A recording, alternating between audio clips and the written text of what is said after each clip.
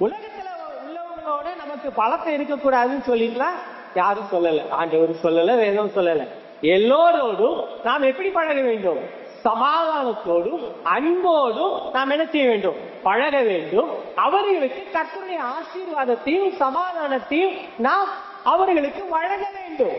ஆனால் ஆண்டவரை ஏற்றுக்கொள்ளாத பிள்ளைகளோடு நமக்கு ஐக்கியம் இருக்க கூடாது.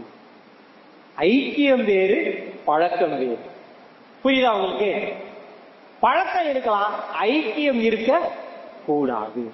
அப்படி இருக்கும் என்று சொன்னால் ஆண்டவரோடு உள்ள ஐக்கியத்தை விட்டுவிட்டு அவரோடு உள்ள ஐக்கியத்திற்கு நாம் செல்வோம் என்று சொன்னால் நாம் என்ன செய்யப்படுவோம்? நம்முடைய வஸ்திரத்தை இழந்து போய்விடுவோம். இந்த உலகம் நம்முடைய வஸ்திரத்தை பறித்து விடும், நம்முடைய வஸ்திரத்தை உரித்து விடும். மறந்து போகக்கூடாது.